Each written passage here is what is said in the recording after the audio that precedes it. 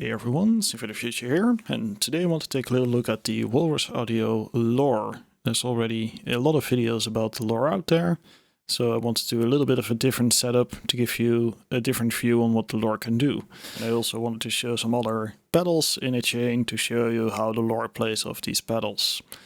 So for this demo we will be using the Roland System 1, which is right here at the bottom, and the signal chain is fairly easy. So we start off with the System 1 at the bottom, we go into the polytune, into the sculpture, which is in bypass, and then we go into the tri-parallel mixer. From there we go into the Pitchfork, and from the Pitchfork we go into the patchlator. From the patchlator we go to the Cirrus, and then into the lore, and in the end we see the Wraith. So the order is always Pitchfork, Cirrus, lore, Wraith. So let's let you hear the dry sounds right now.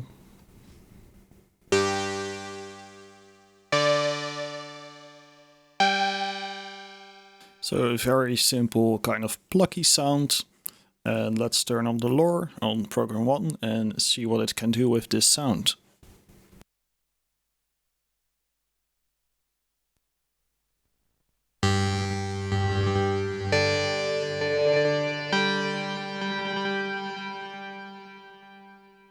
Program 1 is a reverse delay into a reverse reverb.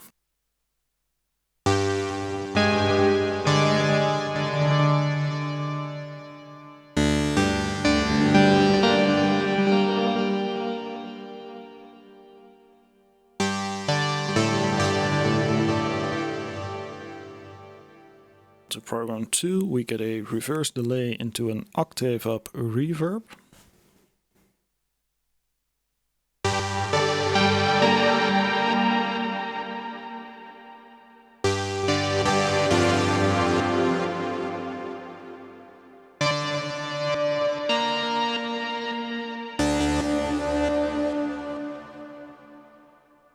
Program 3 we get a reverse delay into an octave down reverb.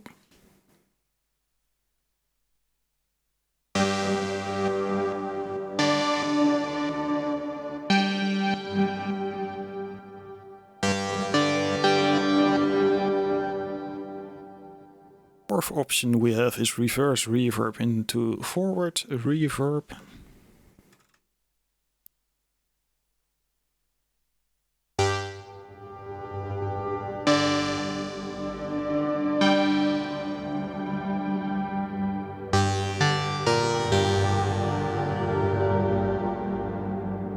This is kind of like the pad setting, so if you put the mix all the way to max, basically anything you put into it turns into a pad sound.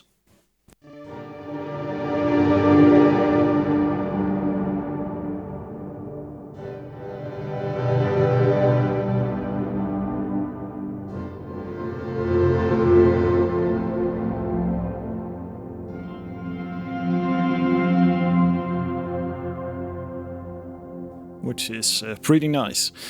So the last option we have is program 5, which is a pitch delay going into a pitch delay.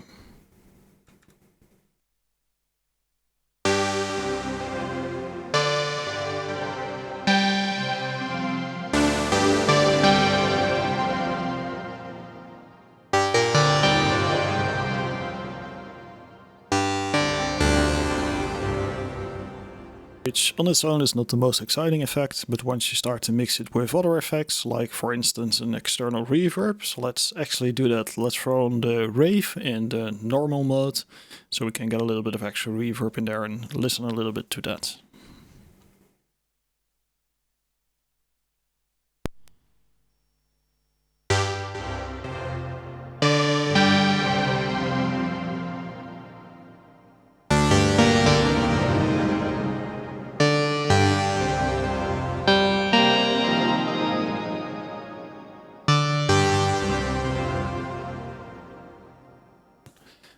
So the programs which you will see the most are program 3 and program 4, which I also think are the most interesting programs here. So let's switch to program 3. And now actually let's get some extra effects in here for fun. So let's throw in the Wraith in octave up mode. So we will have reverse delay going into octave down reverb, going into octave up reverb.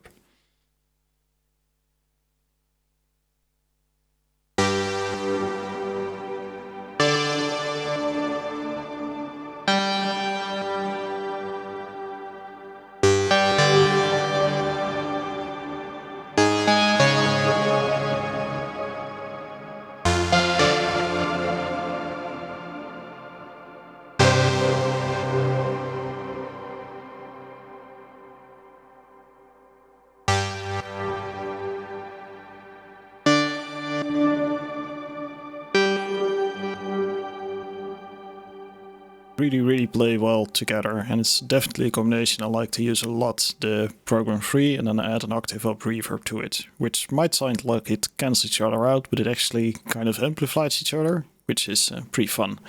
We can actually do the same with program 4, where we have the reverbs going into each other and then add an octave up reverb on top of that, which is a lot of reverb, but it sounds pretty cool.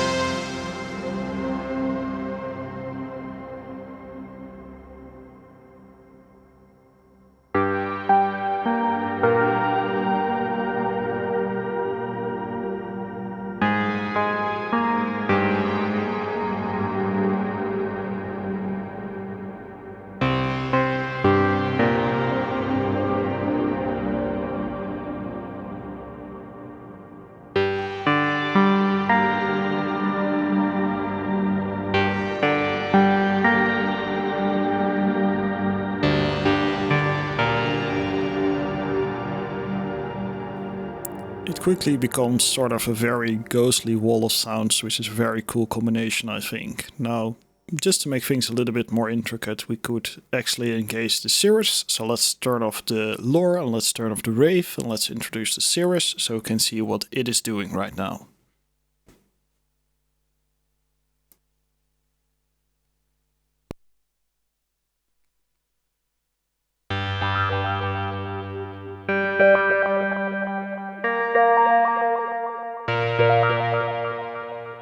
The Cirrus is running in sample and hold mode, which adds these random pitch delays to the sound and a little bit of reverb over top. So it sounds like this.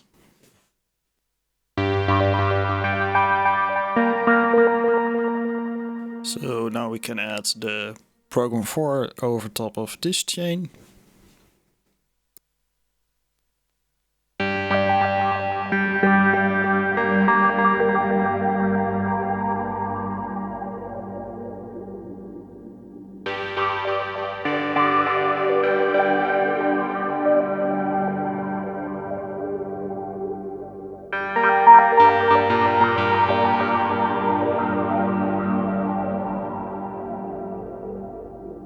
And lastly, we can add the Wraith with the octave up over top of that to get this really ghostly vibe going.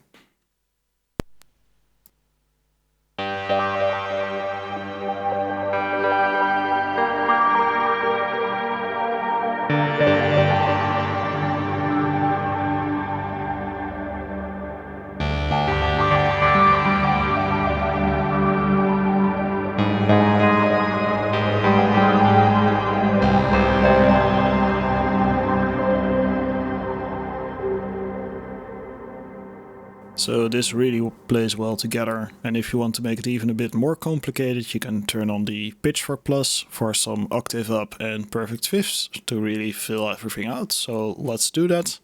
Let's take a quick listen to all these effects working together to see what sort of soundscape we get.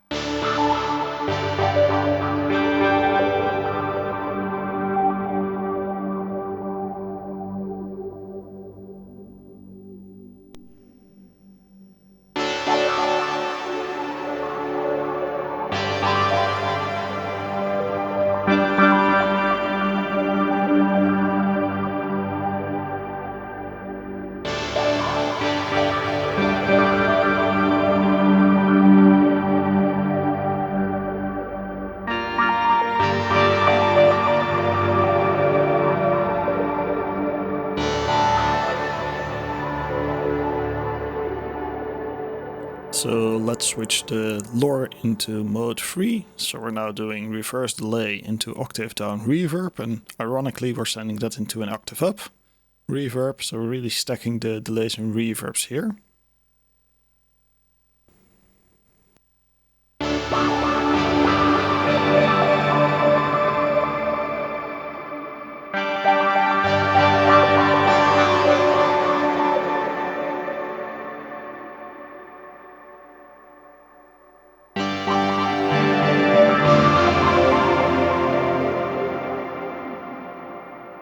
And now for comparison, let's turn off the lore.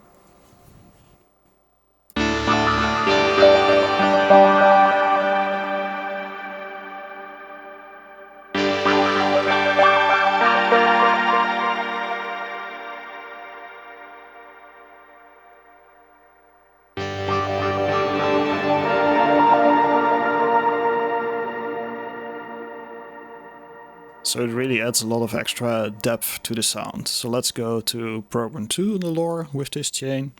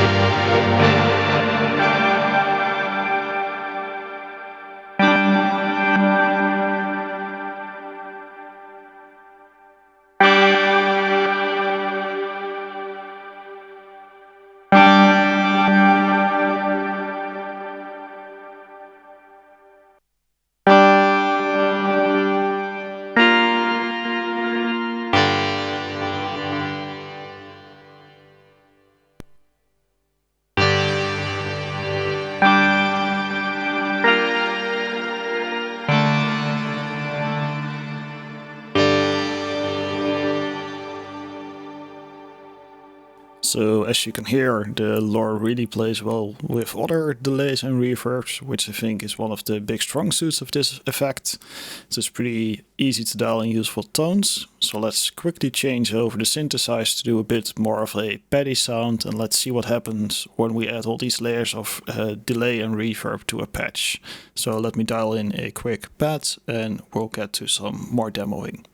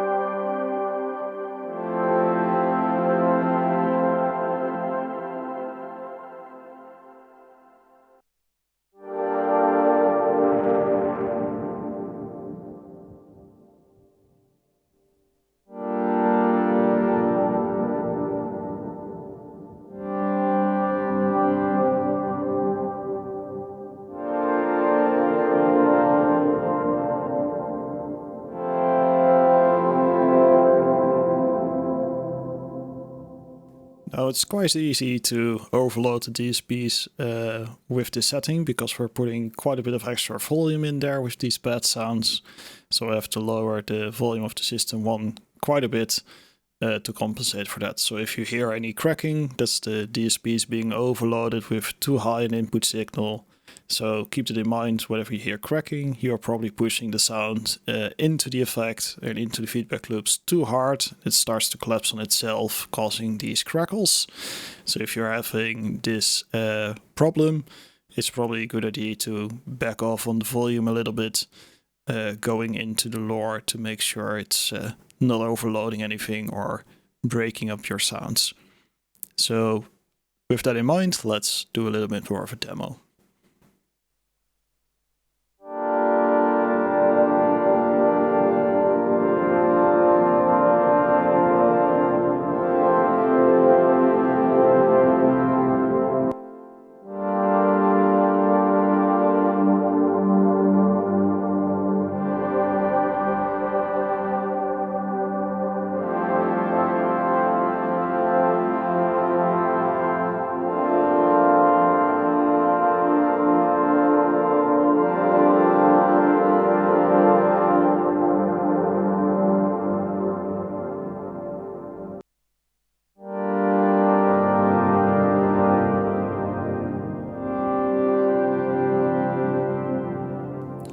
The fifth program definitely isn't very good for this bad sound because you get a whole lot of stuff overlapping, which sounds a little bit weird, especially since we're still running the pitch mark as well, which is already essentially doubling our sound because we're getting an octave up and the perfect fifth up, so that's quite a lot.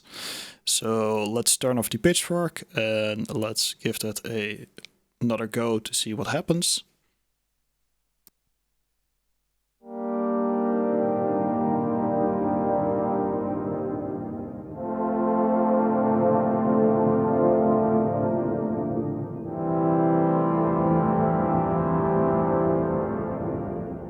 Definitely not the ideal setting for these soundscapes.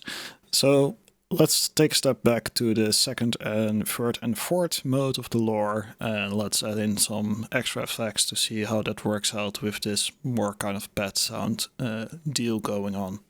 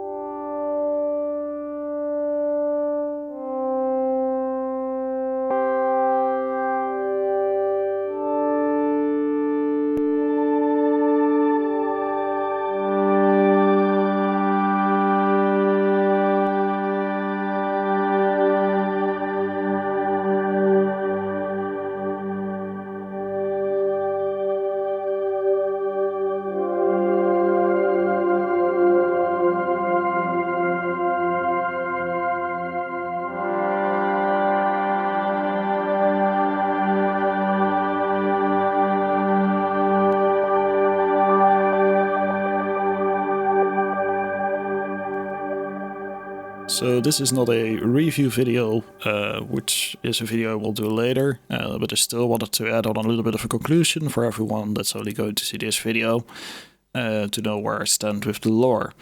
I think the Walrus Audio Lore is a great effect, and it's really well at creating these kind of soundscapes sort of things. So you can find a lot of guitar demos doing this as well, playing very simple melodies into this and creating very fast soundscapes.